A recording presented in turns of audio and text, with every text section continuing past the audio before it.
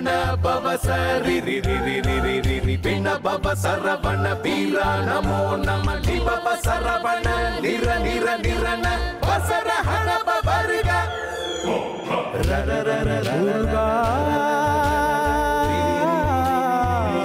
முருகா முருகா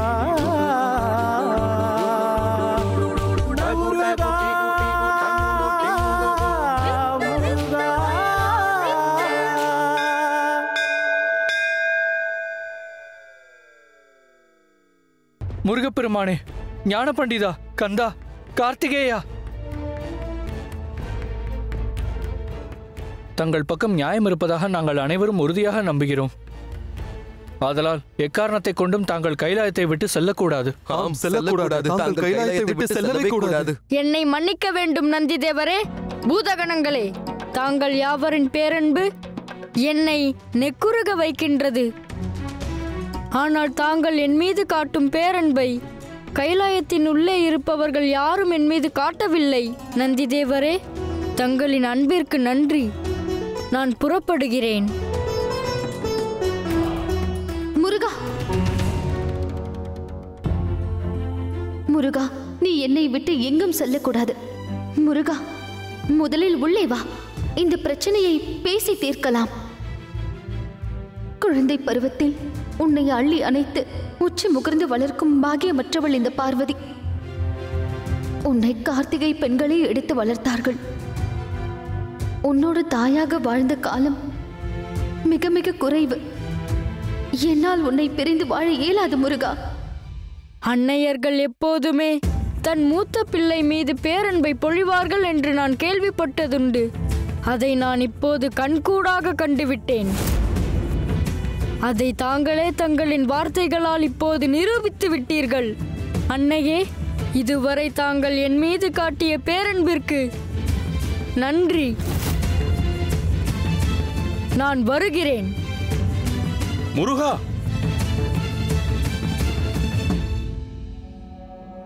முருகா, நானே அந்த ஞானப்பழத்தை கைலாயத்திற்கு கொண்டு வந்தேன்.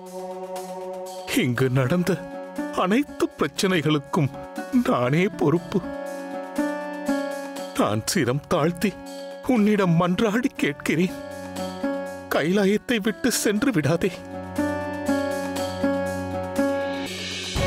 தேவர்ஷியே, தாங்களே இதை தொடங்கி வைத்தீர்கள். தொடக்கத்தில் எனக்கு எந்த பிரச்சனையும் இல்லை. முடிவில்தான் எனக்கு பிரச்சனை. இந்த முடிவிற்கு தாங்கள் காரணமல்ல என்பதை நான் அறிவேன். ஆகவே தங்கள் மீது எனக்கு எந்த வருத்தமும் இல்லை. முருகா, தேவகுரு என்னும் முறையில் சொல்கிறேன். நீ கைலாயத்திலேயே இருக்க வேண்டும். தாங்கள் குருவே ஆன போதும் தாங்கள் கூறும் நீதியை என்னால் ஏற்க முடியாது. என்னை மன்னித்து விடுங்கள் தேவகுருவே. முருகா, இப்படி ஒரு போட்டி நடைபெறப் போகிறது. போட்டியின் முடிவில் ஞானப்பிழம்பாக ஒளிரும் உன்னை காண அல்லவா நாங்கள் ஓடி வந்தோம். ஆனால் கைலாயமே கண்ணீரிலும் சோகத்திலும் தத்தளிக்கும் நிலையானதே. இந்திரதேவா, ஞானத்தை கனியிலிருந்துதான் பெற வேண்டும் என்பதில்லை. அதை நான் என்னுள் காண்பேன். கவலை வேண்டாம். முருகா, நீ அல்லவா தேவர்களின் சேனாதிபதி. தலைவன் ஒருவன் இல்லாமல் நாங்கள் எப்படி வாழ முடியும்? அசுரர்கள் தேவகுலத்தை அழிக்க திட்டமிட்டிருப்பதை நீ அறிய மாட்டாயா? முருகா, தேவர் குலத்தை காக்க அவதரித்த நீ எங்களை நிற்கதியில் நிறுத்திவிட்டு செல்லலாமா? முருகா, எங்களின் நம்பிக்கை ஒளியே நீதானே. எங்களை கைவிட்டு செல்லலாமா? தேவர்களே, தங்களின் நம்பிக்கைக்கு நான் ஒருபோதும் பங்கமிழைக்க மாட்டேன். நான் நிச்சயம் தேவர் குலத்தை காப்பேன். தாங்கள் யாவரும் என் மீது கொண்ட நம்பிக்கைக்கு நன்றி. உங்களை நான் என்றும் காத்து நிற்பேன். ஆனால் கைலாயத்திலிருந்து நான் அதை புரிய மாட்டேன். பின்னர் எங்கிருந்து புரிய போகிறாய் முருகா?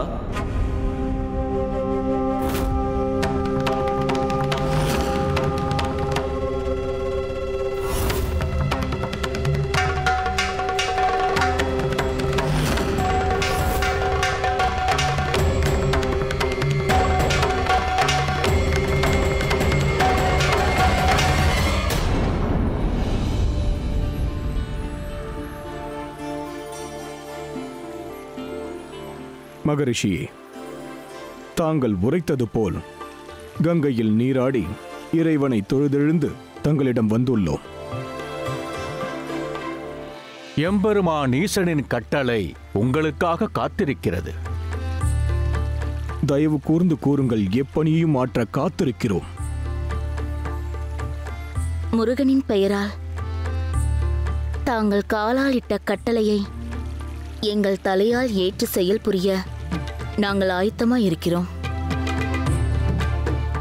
நீங்கள் இருவரும் 2 மலைகளை பெயர்த்து தென்னாட்டிற்கு கொண்டு செல்ல வேண்டும். தாங்கள் கூறுவது எங்களுக்கு புரியவில்லையே. 2 மலைகளை பெயர்த்து தென்னாட்டிற்கு சுமந்து செல்ல வேண்டும். 2 பாறைகள் என்பதைத்தானே 2 மலைகள் என்று கூறுகின்றீர்கள், அப்படித்தானே மாமுனிவரே? இல்லை இல்லை, நான் மிகச் சரியாக தெளிவாக கூறினேன். நீங்கள் தூக்கிச் செல்ல வேண்டியது பாறைகளை அல்ல, 2 பெரும் மலைகளையே.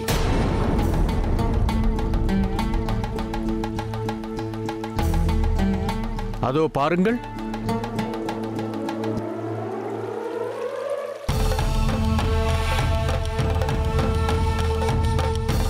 அந்த மலையின் பெயர் சிவகிரி. அதன் அருகில் உள்ள மலையின் பெயர் சக்திகிரி. அந்த 2 மலைகளையும் நீங்கள் இருவரும் தென்னாட்டில் உள்ள தமிழ்நாட்டிற்கு கொண்டு செல்ல வேண்டும். கைலாயத்திலிருந்து நீ செயலாற்ற மாட்டாய் என்றால் அதன் பொருள்தான் என்ன? அதன் பொருள் என்னவென்றால், இனி எப்போதும் நான் கைலாயத்தை விட்டு நிரந்தரமாக பிரிந்து தனித்து வாழப் போகிறேன் என்பதே.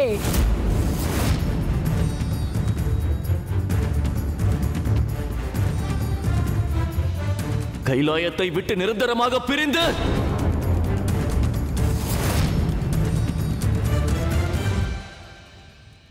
சரி, நீ எங்கே செல்ல போகின்றாய் என்று சொல்.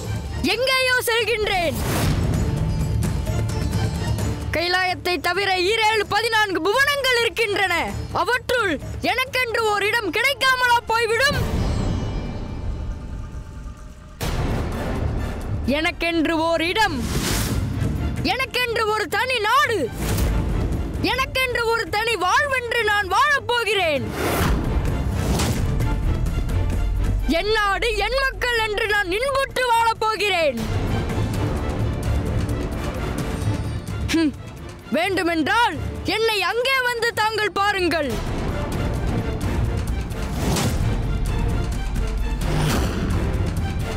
முருகா,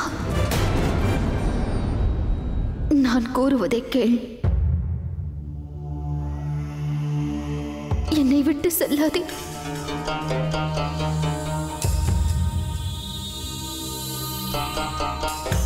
முருகா, தந்தை சொல் மிக்க மந்திரமில்லை என்பது மூதோர் வாக்கு. அதை பொய்யாக்கி விடாதே. மூத்தவன் அன்னைக்கு, இளையவன் தந்தைக்கு செல்லம் என்பதும் மூதோர் வாக்கே. மூத்தவன் அன்னைக்கு செல்லம் என்பதை அன்னை நிரூபித்து விட்டார்கள்.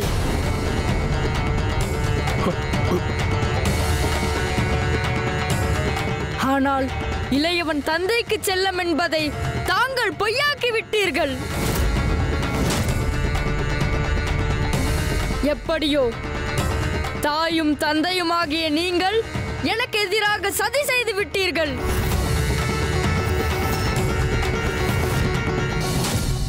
அன்பும் மரியாதையும் மற்ற இடத்தில் ஒருவன் வாழ்ந்து விடலாம். ஆனால் நீதியும் தர்மமும் மற்ற ஒரு இடத்தில் ஒருவன் வாழ்வது இயலாது. ஆகவே நான் இங்கிருந்து புறப்படுகின்றேன். முருகா, இப்போது நீ பேசியதன் பொருள் என்னவென்று அறிவாயா? கைலாயத்தில் நீதியும் தர்மமும் இல்லை என்றால் என்னால் காக்கப்படும் இந்த பிரபஞ்சம் முழுவதிலும் நீதியும் தர்மமும் இல்லை என்றே பொருள். முருகா, இப்போது உன் திருவாய் மலர்ந்து கூறு. கைலாயத்தில் நீதியும் தர்மமும் இல்லையா? ஆம். அதனால் தான் தேவர்கள் பெரும் துன்பத்திற்கு ஆளாகி நிற்கிறார்கள். அதர்மத்தின் பிடியில் சிக்கி தவிக்கிறார்கள். எனவே இந்த கேள்வியை தாங்கள் இந்திர தேவரிடம் தான் கேட்க வேண்டும், என்னிடம் அல்ல. முருகா!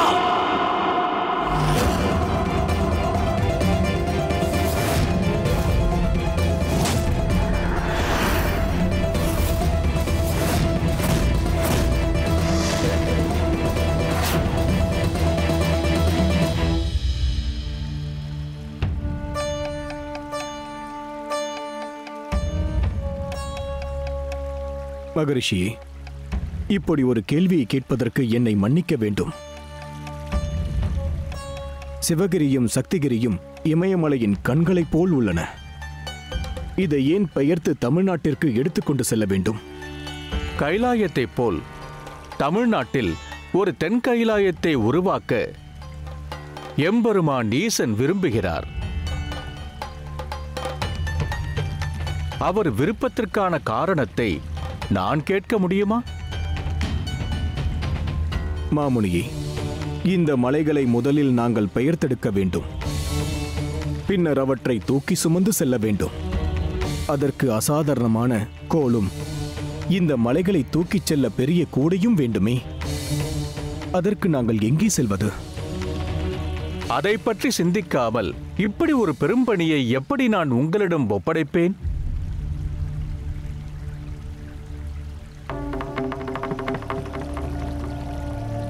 ஓம் நம சிவாய.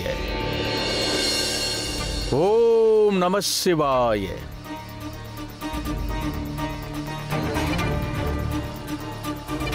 இது பிரம்மதண்டம். இந்த கோலை உடைக்க எந்த சக்தியாலும் இயலாது. இதை கொண்டு அந்த 2 மலைகளையும் பெயர்த்து எடுங்கள்.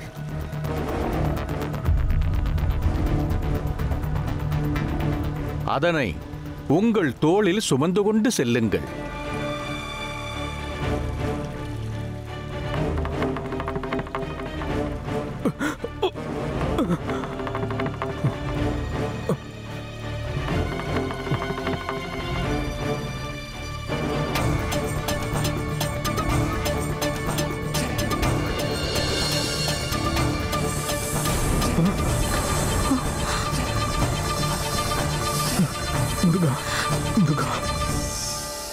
எதற்காக அஞ்சி ஓடுகின்றீர்கள்?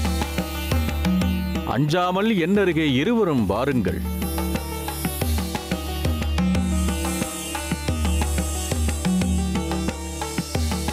இவன் கார்கோடன், பாம்பினங்களின் தலைவன். இவனை சிவகிரியில் கட்டி பிரம்மதண்டத்தின் இடது பகுதியில் இணைத்துக் கொள்ளுங்கள்.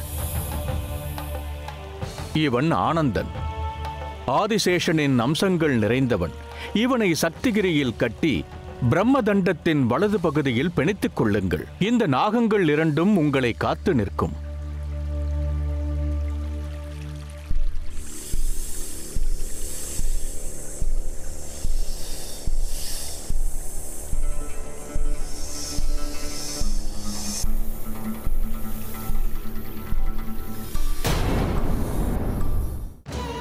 தமிழ்க்கடவுள் முருகன் ஒரு சிறிய இடைவேளைக்கு பின் தொடரும்.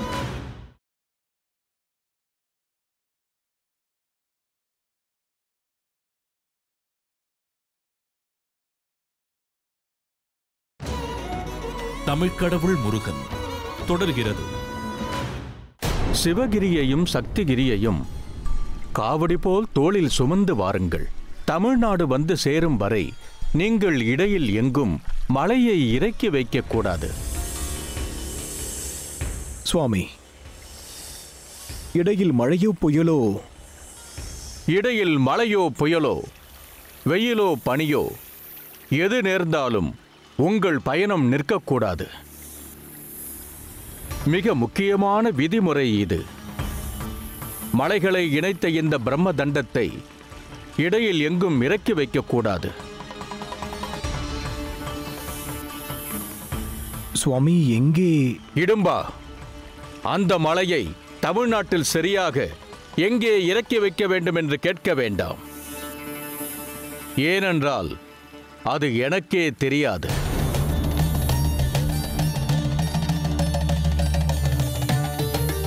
புறப்படுங்கள். இறைவன் உங்களுக்கு வழிகாட்டுவார்.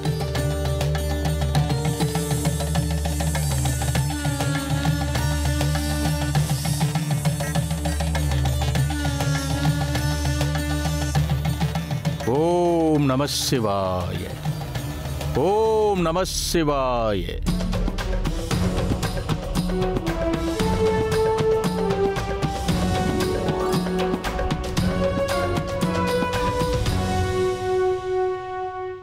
சுவாமி, என்ன இது? தாங்கள் ஏன் இவ்வளவு மூர்க்கத்தோடும் உக்கிரத்தோடும் வாதாடுகிறீர்கள்?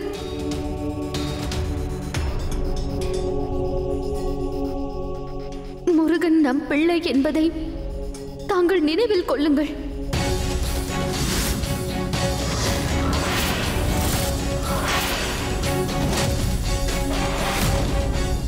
மகாதேவரே, என்னை சுட்டெரிப்பது போல் தாங்கள் பார்ப்பது ஏன்? தாங்கள் நெற்றிக்கண்ணை திறந்து மன்மதனை சுட்டெரித்தது போல் என்னையும் எரித்து விடலாம் என்று நினைக்கின்றீர்களா? நான் அந்த அக்னியிலிருந்தே அவதரித்தவன் என்பதை தாங்கள் மறந்துவிட வேண்டாம். தாய் 8 அடி பாய்ந்தால் அதன் குட்டி 16 அடி பாயும் என்பதே வழக்கு. அதை தாங்களும் அறிவீர்கள் என்று நான் எண்ணுகிறேன். நான் என் வழியே செல்கிறேன். விலகிச் சென்று விடுங்கள். முருகா, என் அன்பிற்குரிய தம்பியே, எங்களை விட்டு பிரிந்து சென்று விடாதே. உனக்கு ஞானப்பழம் தானே வேண்டும்? இதை பெற்றுக்கொள். இந்த பழத்தை நீயே உன். ஆனால் கைலாயத்தை விட்டு சென்று விடாதே. என்னை என்ன யாசகன் என்று எண்ணிக்கொண்டிருக்கின்றீர்களா? தாங்கள் எளிமையாக வென்ற அந்த கனியை தாரை வார்க்கின்றீர்கள் என்றால் என்ன பொருள்? தாங்கள் இந்த கனியை அநீதியாக வென்றிருக்கின்றீர்கள் என்பது இதன் மூலம் நிரூபணமாகிறதே. யாரெல்லாம் இந்த ஞானப்பழத்தை பெற நான் தகுதியற்றவன் என்று எண்ணிக்கொண்டிருக்கின்றீர்களோ அவர்கள் முகத்திலே நான் விழிக்கவே விரும்பவில்லை. ஆகவே என்னை தடுத்தால் கொள்ள யாரும் முயற்சிக்க வேண்டாம்.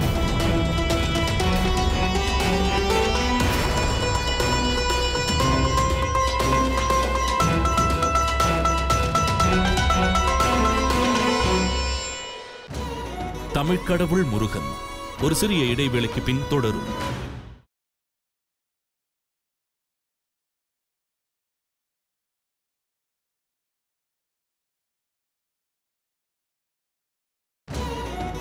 தமிழ்க்கடவுள் முருகன் தொடர்கிறது.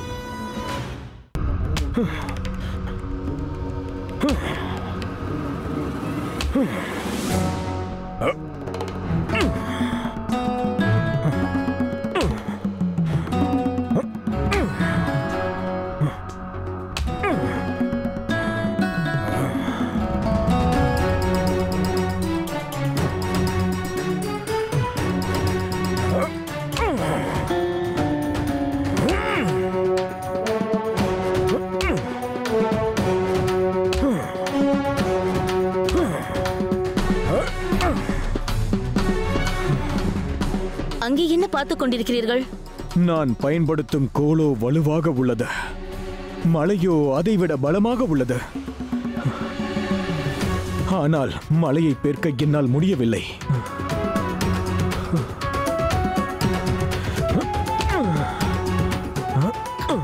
சுவாமி, என்னிடம் அந்த கோலை தாருங்கள்.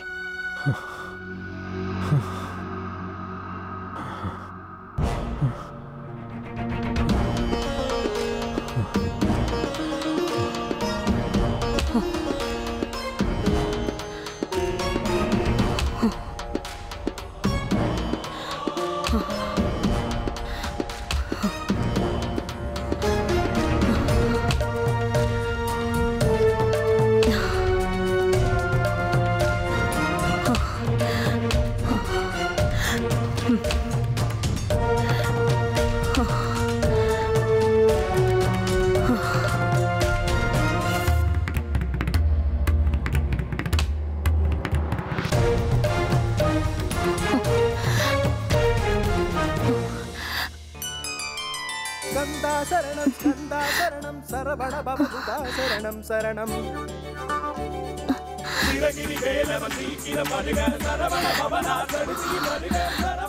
முருகா,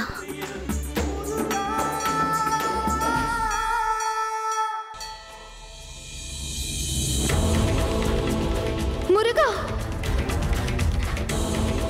இந்த தாயை தனியே தவிக்க விட்டு சென்று விட்டாயே.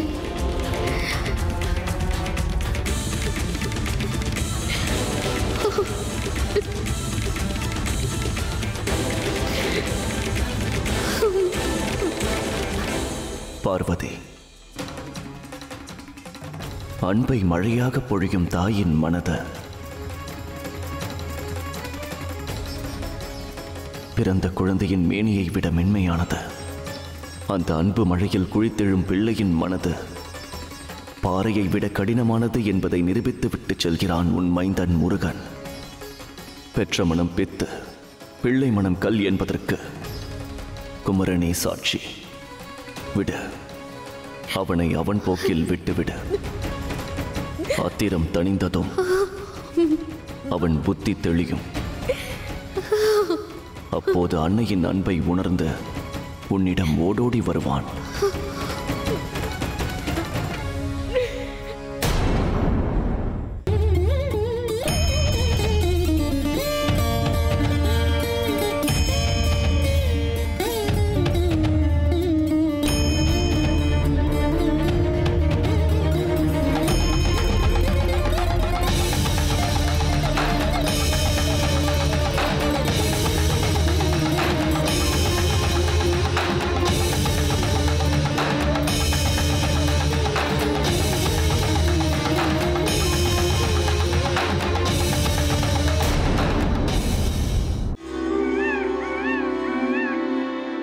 உன் கோபத்தில் நியாயம் இருக்கும் பட்சத்தில் அது ஒரு சரித்திரத்தின் தொடக்கமாக இருக்கும். இல்லாத பட்சத்தில் அது ஒரு சரித்திரத்தின் முடிவை எழுதுவதாக அமையும்.